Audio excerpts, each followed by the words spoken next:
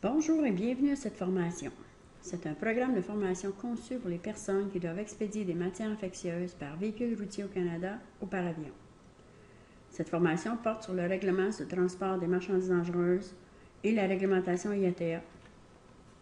Avant de commencer, veuillez vous assurer d'avoir accès au règlement sur le transport des marchandises dangereuses et à la réglementation IATA, ainsi qu'à votre cahier de travail.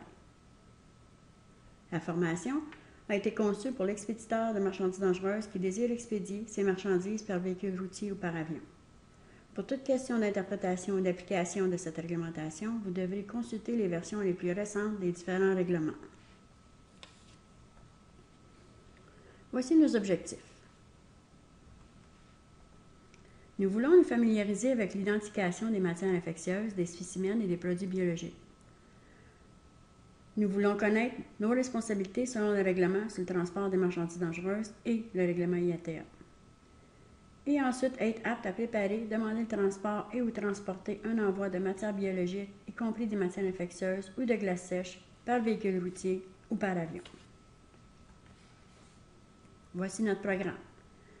Nous allons commencer par une introduction à la loi et au règlement sur le transport de marchandises dangereuses et nous allons voir la structure du règlement.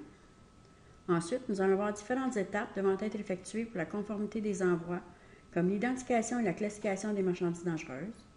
Ensuite, ce sera les exigences pour les emballages qui vont contenir les marchandises dangereuses, le marquage et l'étiquetage des colis, les exigences pour la documentation, la position des plaques sur les véhicules, le chargement et les rapports en cas de rejet accidentel. Ensuite, nous aborderons les mêmes étapes pour le transport par avion.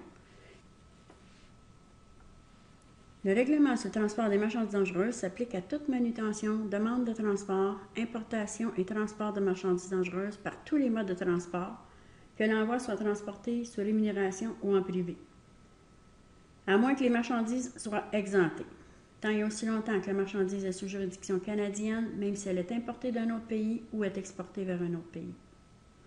Toute expédition transfrontalière ou internationale doit être conforme à la fois avec les règlements du pays d'origine et du pays de destination. Comme indiqué dans l'article 6 de la loi sur le transport de marchandises dangereuses, les indications de danger trompeuses sont interdites. Il s'agit notamment des plaques ou des étiquettes trompeuses pour la classe de danger, les plaques et les étiquettes sur les grains, les petits contenants vides, ainsi que les codes de normalisation sur les emballages. L'article 1.7 stipule que quiconque se livre à la manutention, à la demande de transport, au transport ou à l'importation de marchandises dangereuses doit respecter les règles de sécurité, y compris l'application ou l'enlèvement des plaques et des étiquettes suivant des normes de sécurité prescrites.